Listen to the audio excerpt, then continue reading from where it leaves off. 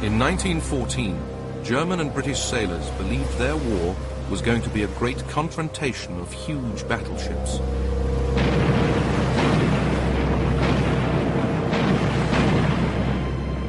But only once was there a full clash of fleets. The rest of the naval war was very different from what had been expected. It was a war dominated by a new weapon, the submarine. And submarines were terrible, really. They were small and so vulnerable. It was a war of blockades and sinkings on a massive scale. It brought disappointment and disaster before ultimate victory. Above all, this sea war was about innovation and dazzling advances in technology, from the skies above to the deep oceans below. Now, for the first time, it can be seen as it really happened, in color.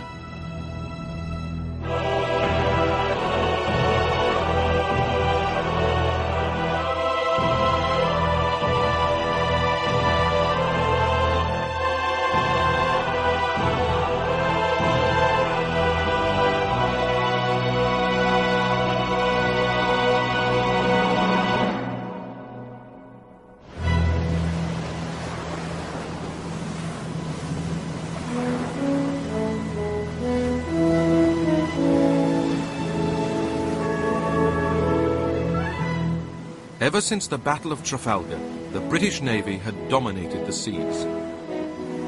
Pre-war displays like the Spithead Review showed its might. I remember going to a review at Spithead where the Spithead was full of ships of all sizes, and it was a delight to be there because as children we were all very excited about it. Everywhere you went you would see blue jackets, you would see sailors everywhere. So we were a naval country in those days. Britain, a small island, depended on trade, and keeping its trade routes open and safe required control of the sea. But in the decade leading up to World War I, British naval supremacy had faced a new challenge. Ever since he'd become Emperor of Germany in 1888, Kaiser Wilhelm II had been determined to build an overseas empire to rival other European nations. To acquire this empire, he needed to build a navy. The Kaiser's ambitions and Britain's determination to maintain its lead at sea led to a hugely expensive naval arms race. At its heart was a new type of battleship, pioneered by the British and named after the first to be built in 1905, the Dreadnought. It was enormous and outgunned anything built before. The Dreadnought introduced two fundamental changes in battleship technology. First, it replaced the main armament of 4 heavy guns with an armament of 8 or 10 heavy guns. And secondly, gradually introduced high-powered turbine engines, so it increased the speed of the fleet. Essentially, it's a quantum leap in the performance of the battleship. And for a period of 8 years, you have a sustained building race in which ever bigger and more powerful battleships are built in competition. Admiral Lord Fisher, inventor of the Dreadnought, claimed it made every other class of battleship irrelevant. The only issue is the number of dreadnoughts. No matter who tries to fight the Dreadnought gobbles them all up. It's the armadillo and the ants. The armadillo puts out its tongue and licks up the ants. By the time war was declared in August 1914, Germany had built 13 dreadnoughts to Britain's 21. Ordinary sailors on both sides now looked forward to putting their massive new weapons to the test. There's great enthusiasm, and recruits are flocking in daily. If only the German fleet would come out, we would wipe them out in a few minutes. Fred Bundy was a 15-year-old cadet when war broke out. Oh, I just knew that the Kaiser was somebody I didn't ought to know. And if I had a chance, I'd shoot him if I had a chance, you know. As soon as he could, Fred Bundy joined up full-time. I thought it was wonderful. In a trench, for instance, they'd just have to run up top and get bullets in me, anything like that, or join in the Navy. And, well, ships had always been my ideal. German sailors were just as excited. In 1914, seaman Richard Stumpf was waiting with the German High Seas Fleet. Our joy and excitement were boundless and lasted late into the night. The thing we had yearned for and feared had come true. We had built our navy so we could fight the false and treacherous English. But the sheer expense and prestige of the dreadnoughts began to have a curious result. No one could afford to lose one. Admiral John Jellicoe, commander of the Grand Fleet based at Scapa Flow, was reluctant even to let his dreadnoughts out of port.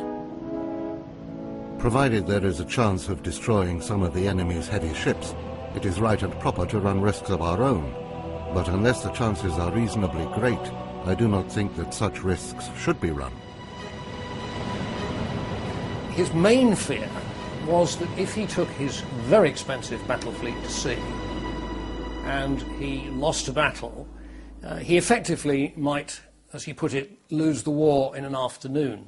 So you would get two fleets in their fleet anchorages or at their headquarters and bases, which were mutually opposing each other and, in a sense, stalemated each other by not even going to sea.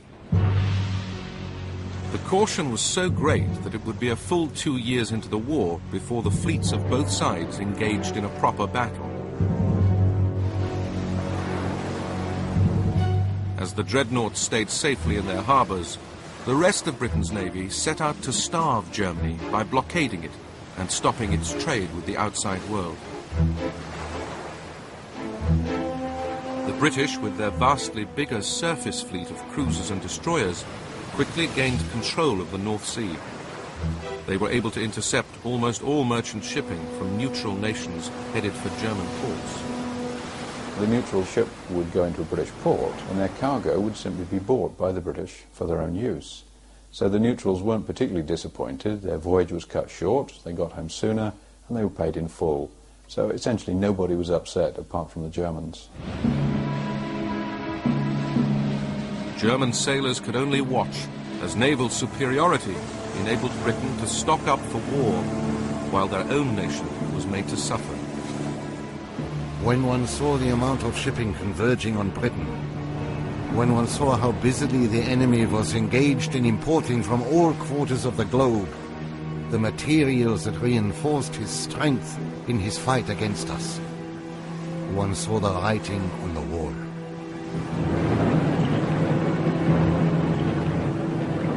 One weapon would revolutionize the war at sea: the submarine, or U-boat, as the Germans called it. When war began, the British Navy had more submarines than Germany. Life on board was in stark contrast to the big battleships. To me, it was claustrophobia, or whatever they call it. You know, I liked to be where I could get out. I didn't like to be closed in.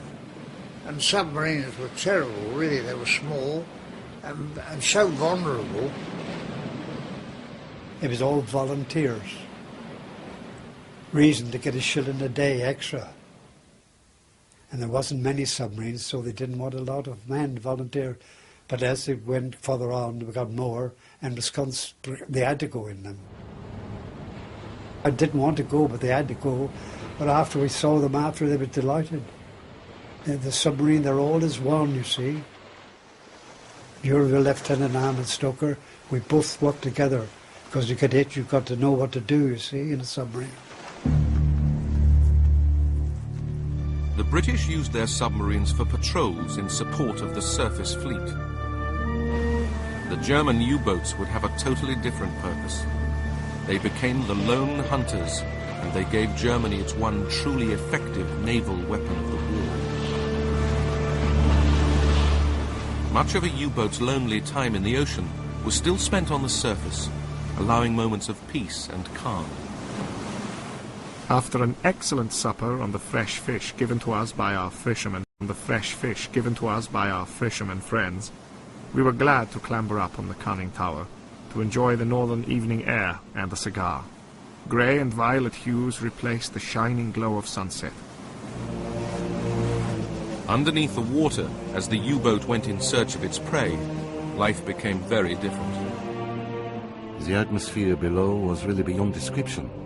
An appalling burst of heat flung me backwards. The thermometer stood at nearly 45 degrees Celsius. The men were standing over their engines in the bare minimum of clothing, and their drawn, gaunt faces, smeared with oil and filth, looked like skulls. In September 1914, this new underwater threat showed its murderous potential. 3 aging British battleships, the Aboukir, Hogue and Cressy, were sunk in a single day by one German U-boat. A British midshipman wrote home with the remarkable story of his survival. Dear Granny, I had a most thrilling experience. We were woken by a terrific crash and the whole ship shook. The Aboukir went down suddenly, and we slid down her side into the water. I swam to the Hogue and was just going on board when she was struck and sunk in 3 minutes. I then swam onto the Cressy, where I had a cup of cocoa. But as I finished it, she was struck. I jumped off again. I was picked up, having been 3 hours in the water. 1,400 other sailors lost their lives. The U-boat was able to sneak up on its target without being seen. But when it came to merchant shipping, this unique quality of surprise presented a legal and diplomatic problem. Under international law, an attacking warship of any side was first required to stop a merchant ship, board it, and inspect its cargo. If the cargo was found to be assisting the enemy, the attacker was required to allow the merchant crew to leave their ship safely. Only then could they blow it up. Of course, stopping vessels and going through this rigmarole was inimical to the advantage that the submarine had in attacking merchant shipping. It was a sneaky weapon, a damned un-English weapon, it had been called by one British commentator. Frustrated U-boat commanders began to bend the rules, sinking merchant ships without warning, but claiming that their targets were carrying munitions, or even that it was the British doing the sinking, not them. German propaganda films tried to convince the world that they were still sticking to the law, even towing merchant crews to safety. In early 1915, this farce came to an end. The Kaiser and his commanders decided to let the U-boats loose. The war on the Western Front was now bogged down in the stalemate of the trenches. The Germans were getting nowhere against the British and French on land. The only way forward was to cut Britain off from the trade which kept it alive. On February the 22nd, Germany declared unrestricted U-boat warfare.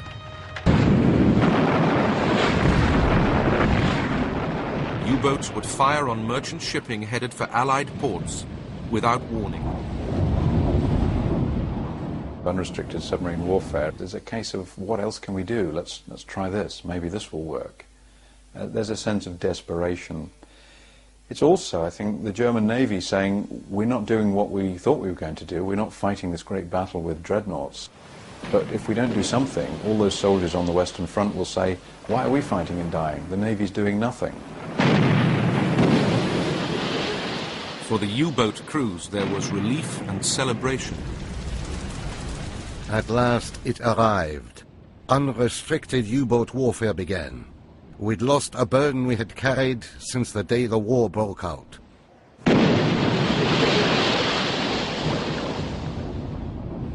In 3 months, the U-boats sank 115 ships.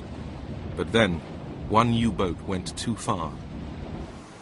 On May the 7th, 1915, the Cunard liner, the Lusitania, set sail for Britain from the United States.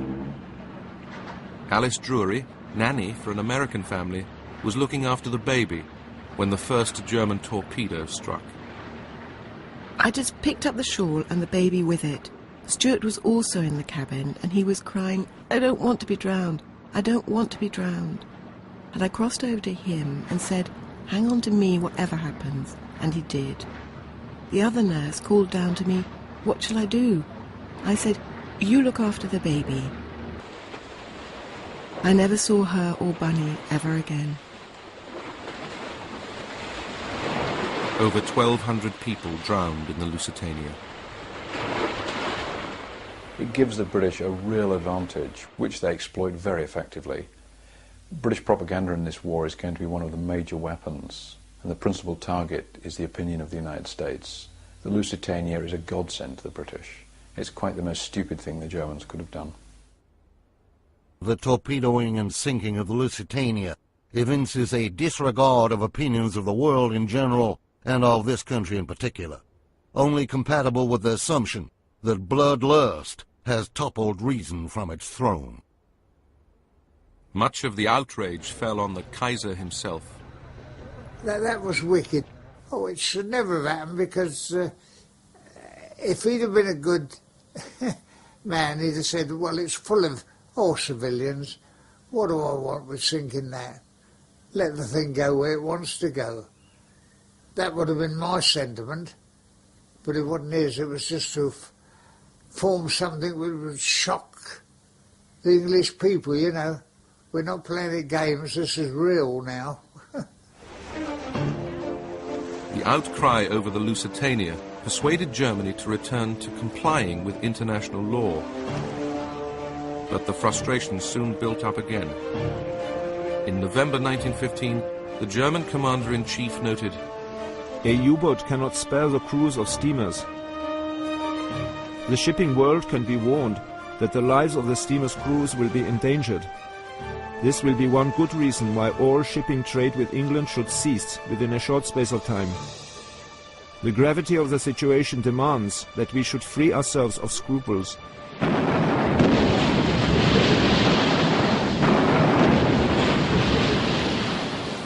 In February 1916, unrestricted U-boat warfare returned. So did the disgust.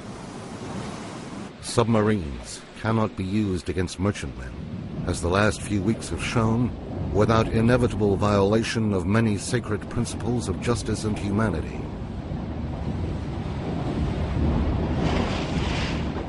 Our commerce was subject to attack by an unseen enemy, to be sunk by a torpedo before any signal for help could be sent or any escape could be attempted. Liners, tramps, fishing craft, men, women, children were all at the mercy of an unseen enemy. In spring 1916, fearing that America would be provoked into entering the war, Germany called off its second unrestricted U-boat campaign. During it, the U-boats had sunk 212 ships.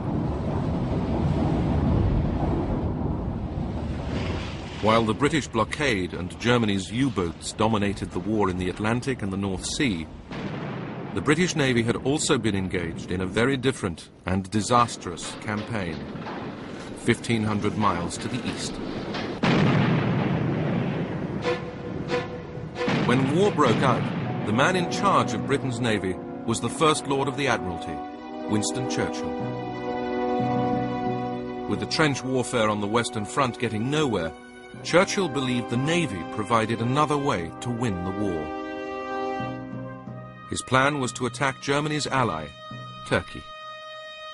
Winston Churchill decides that an attack on Turkey through the Dardanelles Straits will knock Turkey out of the war, allow Britain to supply Russia with weapons, and will help to defeat Germany by knocking away her supports. So the object is a grand strategic maneuver to win the war by attacking somewhere else. In February 1915, British and French ships began to bombard the Turkish forts which guarded the Dardanelles.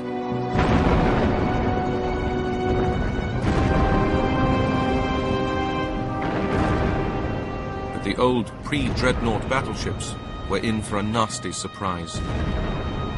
The Turks had managed to lay a line of mines just where the Allied fleet, the French and British pre-dreadnoughts, would be manoeuvring. The result was 3 pre-dreadnoughts sunk, hundreds of lives lost, and a huge blow to British prestige. The Allied sailors realised they were sitting ducks. We went into the jaws of death today, but owing to God's mercy, we returned without loss of life, although the majority of the sailors didn't think it was God's mercy.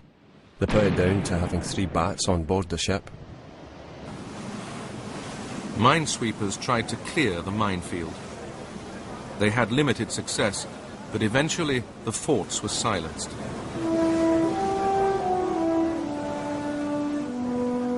Then on April the 25th, British, French, Australian and New Zealand soldiers, known as Anzacs, landed on the Gallipoli Peninsula. I felt a distinct feeling of fear and uncertainty as I realized that very many of the soldiers on board these ships were for certain death. I pictured in my mind hundreds being shot down before they reached the shore, and then mown down long before they could leave the beaches, and reach the Turks' positions. The Turks were excellent defensive fighters, brilliantly led.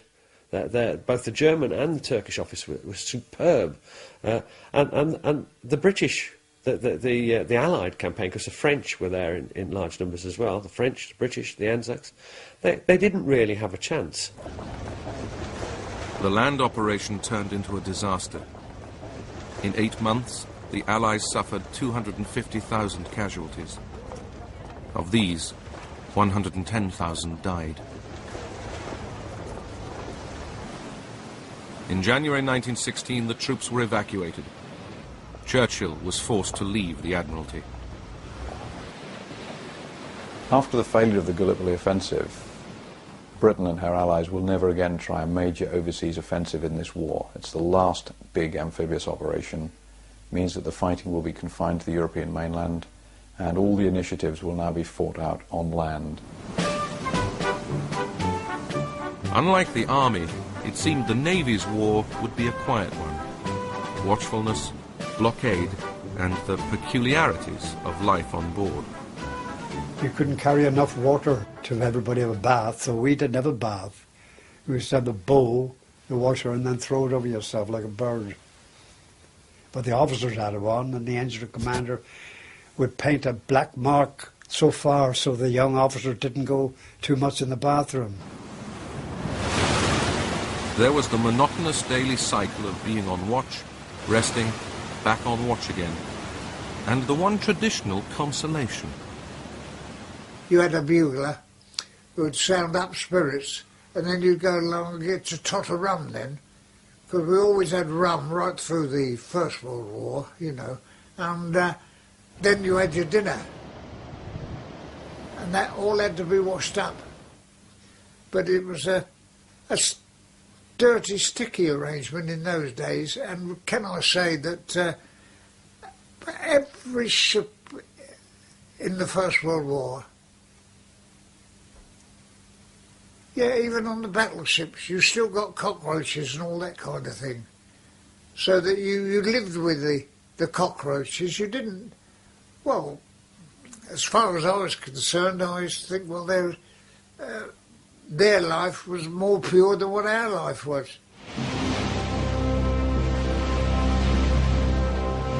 In 1916, the daily routine was rudely, if briefly, interrupted.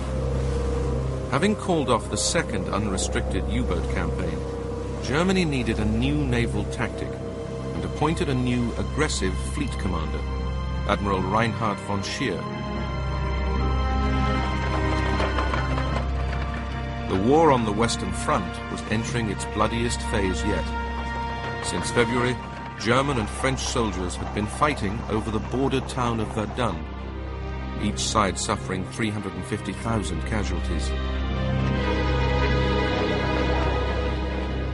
German naval commanders knew they couldn't just sit back and watch their soldiers being slaughtered. They had to do something. Admiral von Scheer came up with an ambush plan to destroy part of the British Grand Fleet. It is possible, using mainly film of naval exercises, to reconstruct how events unfolded. Von Scheer's idea was to send out German battle cruisers from their ports of Kiel and Wilhelmshaven to patrol off the coast of Norway and tempt the British battle cruiser fleet of Admiral Sir David Beatty out from its base at Rosyth. Von Scheer would then send in German dreadnoughts to destroy them before the main body of the British fleet under Sir John Jellicoe could arrive from Scapa Flow. But Jellicoe deduced from an intercepted radio signal that the Germans were up to something and decided to anticipate them by taking his grand fleet to sea. At Scapa Flow, sailors geared up for the battle they'd been awaiting for 2 years. The C&C hoisted a momentous signal, raised steam and report when ready to proceed. Everybody seemed to have a premonition that the day had really arrived. There was an almost electric atmosphere of expectation and suppressed excitement as officers and men went about the work of preparing for sea. On the same night, Beatty's fleet set sail from Rosyth. Imagine, darling, if you can, a fine though starless night and 12 great ships steaming out of the Forth. No lights visible, and not a sound to be heard but the swish of the waves. Watching German U-boats did not realize that the whole British fleet was now at sea. Von Scheer went ahead with his plan. On May the 31st, 1916, the main German fleet set sail. The sun rose magnificently, covered the sea with its golden rays, and soon showed us the picture of the whole high seas fleet proceeding to meet the enemy, always a wonderful sight. The two fleets were heading towards one another across the North Sea. At midday, one of Beatty's commanders spotted the Germans. Urgent. 2 cruisers, probably hostile, bearing south-southeast. The Germans then spotted the British. Suddenly I saw some big ships, black monsters, 6 broad-beamed giants steaming in 2 columns. The two fleets closed at a combined speed of 50 miles an hour. The place was filled with dust and smoke, and as hot as an oven. At last we were hammering the Hun after 2 years of weary waiting and watching. The Battle of Jutland was underway.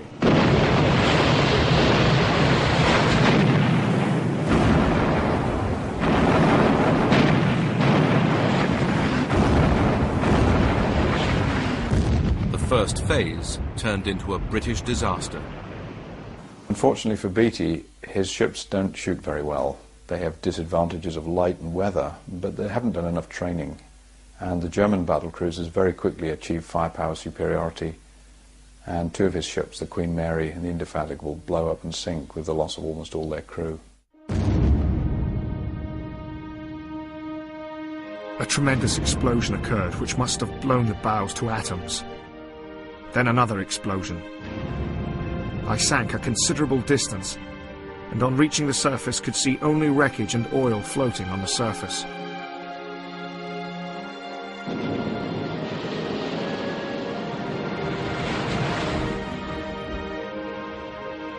I was standing beside Sir David Beatty, and we turned round to see the unpleasant spectacle. He turned to me and said, "There seems to be something wrong with our bloody ships today."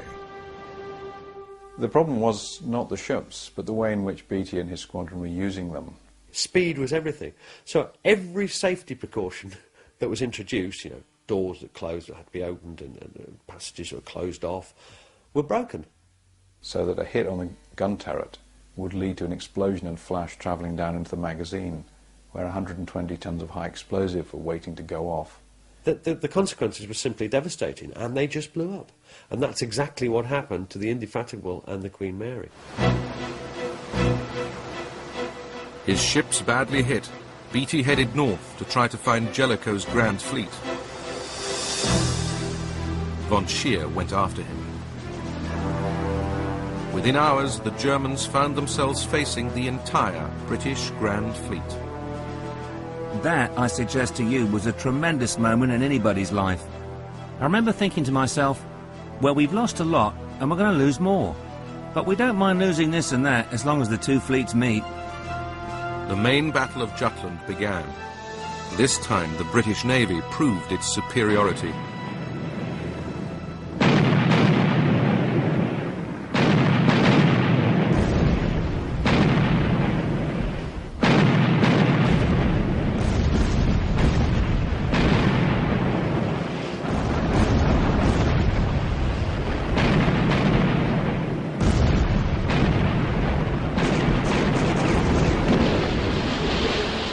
The Germans lost 1 dreadnought, 4 light cruisers and 5 destroyers.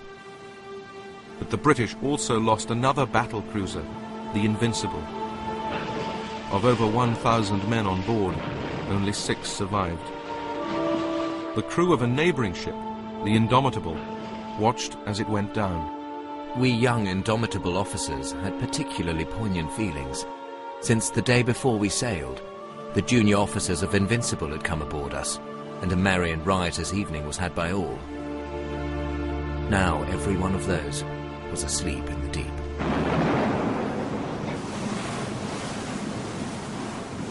In fading light, accurate firing became ever more difficult. But both fleets continued to bombard each other. The night was perhaps even more weird and awe-inspiring than the day. Every now and then a tremendous explosion was heard, and great flames 100 feet high shot up into the sky. This sort of thing went on all night, till early dawn.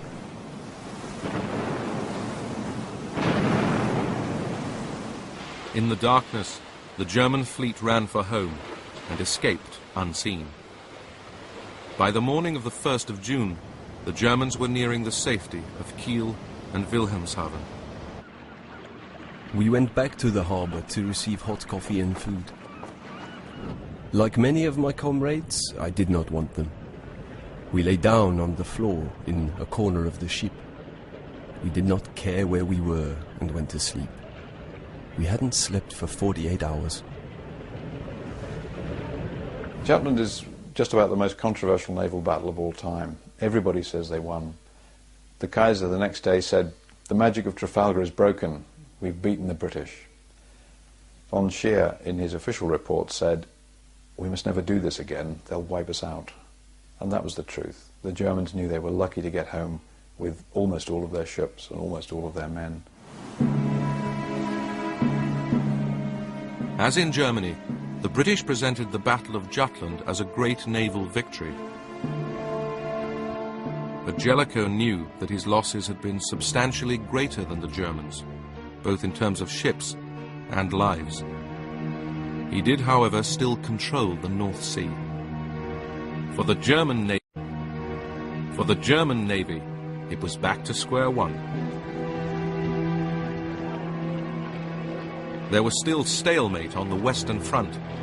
The British had launched their offensive at the Somme, suffering 600,000 casualties. But the Somme had drained German blood too. With its surface fleet bottled up in port, the only way the German Navy could help was by returning to unrestricted U-boat warfare. In February 1917, the fateful decision was made.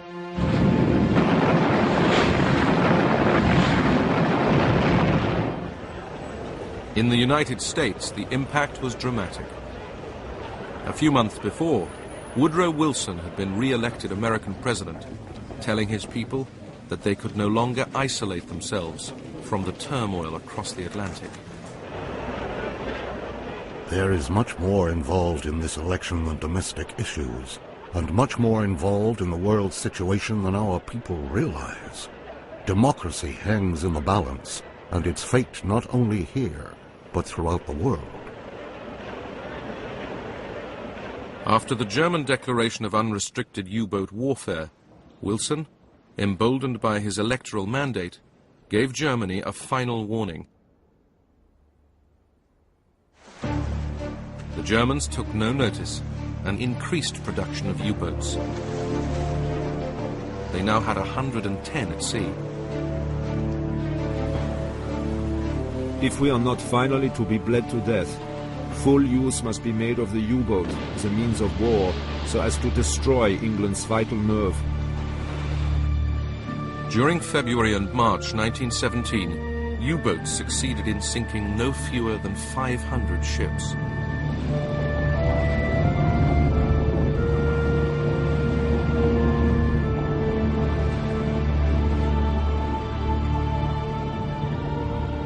The number of neutral merchant ships arriving in British and Allied ports fell by 3/4.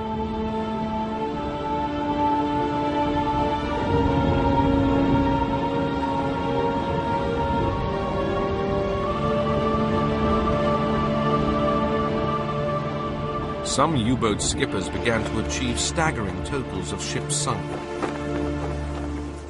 As they returned to port after successful forays, they became national heroes, rather like the aces of the air war. The Germans used the full range of propaganda tricks to emphasize the heroic status of the U-boat captains and the crew. They started to fly flags, they showed emblems of the numbers of ships they'd sunk. They created newsreels. They made them into celluloid heroes. Had this small grey vessel, which just submerged beneath the waves, accomplished all these things? Was it possible? Was it conceivable that such a small and insignificant vessel could disrupt the mission of an entire great and powerful fleet? How I envy the men in her crew. The U-boat's success led to food rationing in Britain. Even the troops on the Western Front were asked to tighten their belts. 1917 was a low point for the Allies. But America was edging ever closer to war. The present German submarine warfare against commerce is a warfare against all mankind. It is a war against all nations. The world must be made safe for democracy.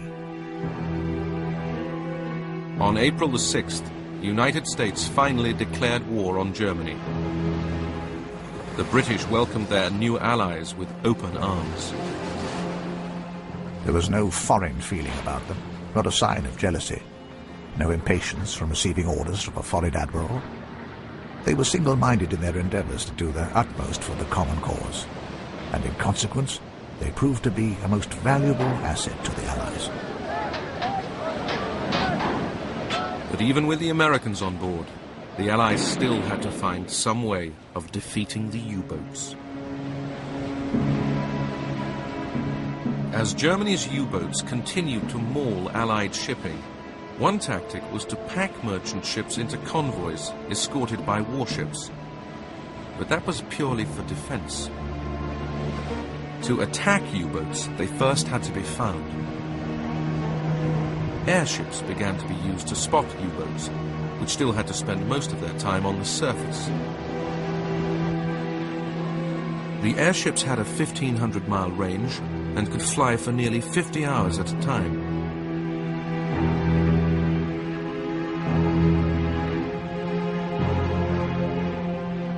Flying boats and float planes were armed with torpedoes, bombs and machine guns. All ways of attacking U-boats lying on the surface. We were attacked by an aeroplane. He had slunk up unseen in the bright sunshine and notified his arrival with a load of bombs, which could easily have cost us our lives.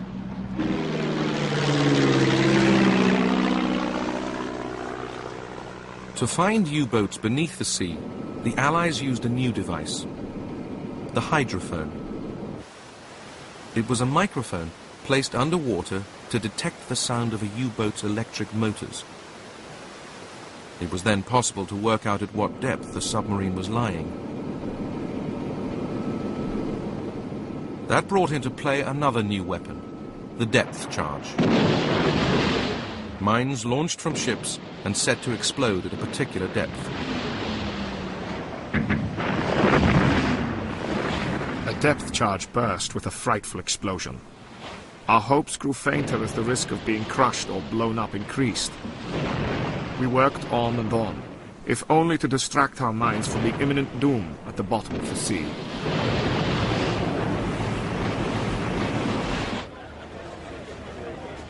Another British idea was the Dover Barrage, a barrier of nets and mines designed to stop U-boats coming through the channel. Minefields began to spread right across the North Sea. In 1918, the Allies laid 70,000 mines to stop U-boats getting into the Atlantic. It is a very unpleasant feeling when the boat grazes against the mooring cable of a mine, and death bumps and crashes against the hull.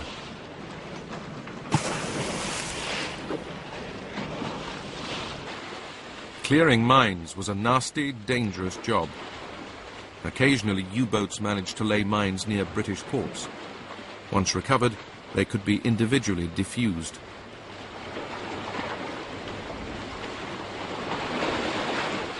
Out at sea, the minesweeper, initially converted fishing trawlers, came into service. Ask any man who served at sea between 1914 and 1918 which was the most perilous, monotonous and bitterly uncomfortable work of the war afloat. The reply, 9 times out of 10, will be the work of the minesweepers. Cables were used to cut mines from their mooring. They were then destroyed with rifle fire.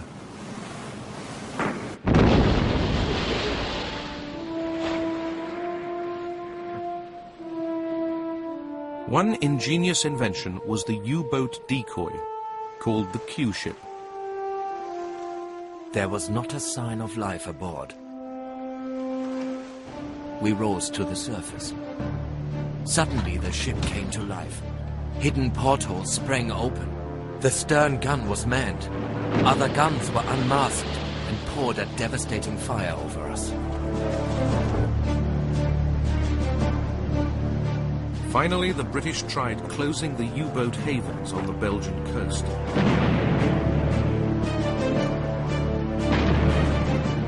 Strange-looking craft, little more than platforms for large 15-inch guns, was sent to bombard German batteries protecting the U-boat harbours.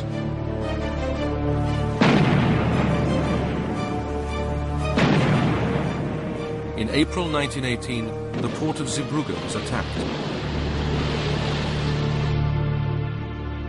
3 old ships were deliberately sunk across the entrance to the harbour to try to block U-boats getting in or out.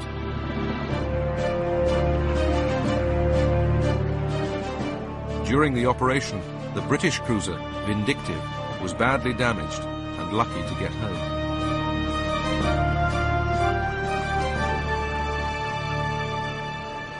By early 1918, this combined technology had the U-boat threat under control.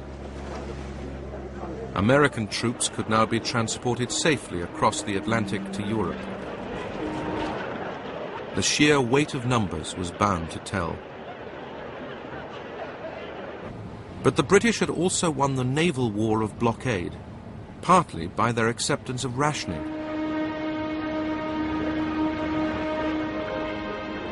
Meat, butter, and margarine became luxuries. Potatoes, the staple diet.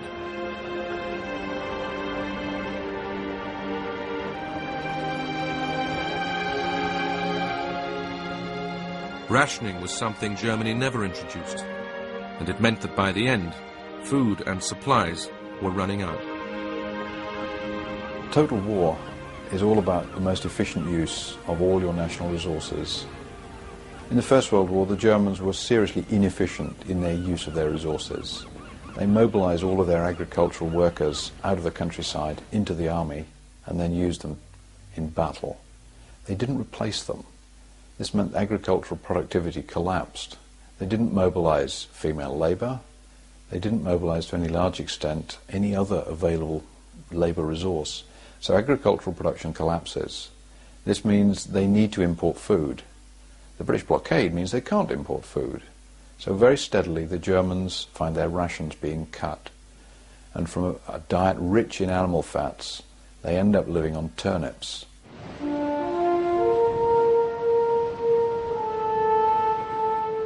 The naval war had begun with the dreadnought race, and by its end, the array of American and British battleships seemed to symbolize Allied victory at sea.